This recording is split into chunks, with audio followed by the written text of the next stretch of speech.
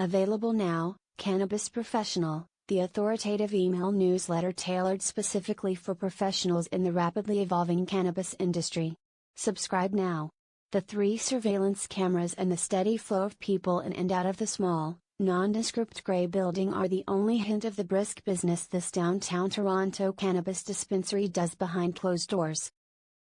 Once inside, 2 men behind a white desk under a vintage chandelier ask patrons to provide government identification and fill out a membership form. Then, customers are allowed to enter another room through a steel door, where an array of pot products are on display in a glass case. When asked what has changed since Canada legalized on October 17, one staffer said, "We're just busier." Among the many shoppers on Thursday, a fourth-year university student said he preferred to buy from this dispensary to avoid the delivery problems that bedevil the provincial cannabis store. Also, he didn't want the transaction to appear in his banking records. "It's just too much of a hassle, it's all about convenience for me," he said. It's been nearly a month since recreational pot was legalized across Canada, and despite raids by local police departments and government warnings to illegal pot shop operators to shutter their doors or face consequences, the black market continues on. Product shortages, delivery delays and other problems plaguing the rollout have not helped, said Martin Landry, an analyst with GMP Securities. "It hasn't been perfect, and probably as a result the shift away from the black market has not happened as fast as most expected. But I think that's short-term." Canada legalized cannabis for recreational use on October 17 with the elimination of the black market as one of the Liberal government's main goals. There was little expectation that it would disappear quickly, as the illicit market has survived in U.S. states like Colorado and Oregon years after legalizing recreational pot. Statistics Canada estimates that during the fourth quarter of this year there will be 5.4 million people wanting to purchase legal cannabis and 1.7 million continuing to buy illicit pot across Canada. Spending on pot during that period may range from $816 million to $1.1 billion, while purchases of illegal cannabis may range from $254 million to $317 million, the agency estimates. But getting users to switch from the legal sources hinges, in part, on whether the legal offering is a competitive one. Meanwhile, in addition to limited amounts of legal pot products, cannabis-infused edibles are prohibited from sale until 2019.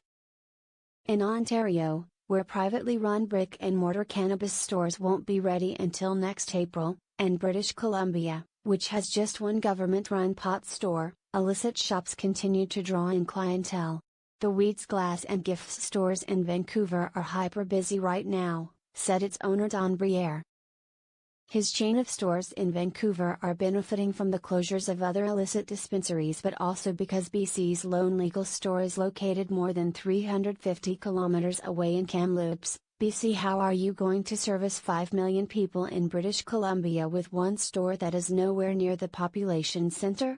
Briere said in an interview. Briere shut down 9 of his shops across the country but is servicing clients online and keeping his 4 Vancouver shops open while awaiting the outcome of ongoing litigation. Other dispensaries have also decided to keep their doors open while waiting for their license applications to be processed. Still, the stiffer penalties under the Cannabis Act as of October 17, which include a first offense fine of up to $250,000 and imprisonment of as much as 6 months, coupled with the potential to be blacklisted from pursuing legal retail options, have prompted several to shut down.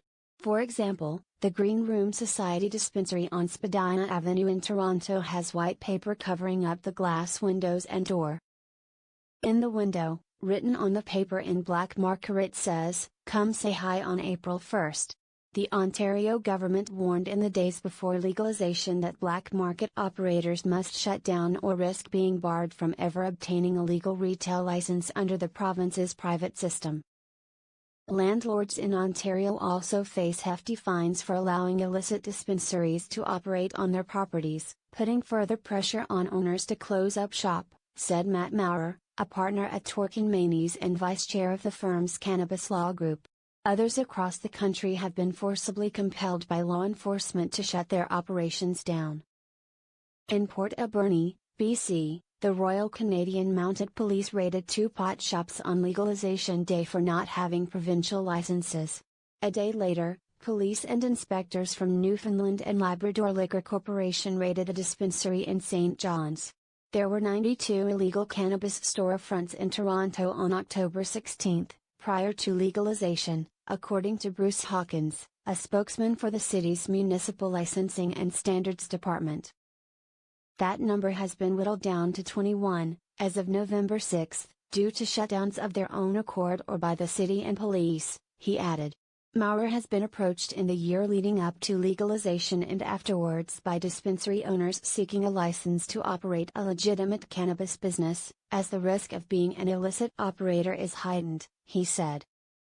Post-legalization, the provincial and territorial governments have a vested interest in shutting illegal pot shops down, he said. Every sale at an illegal dispensary is another dollar not going to the provincial government, Maurer said.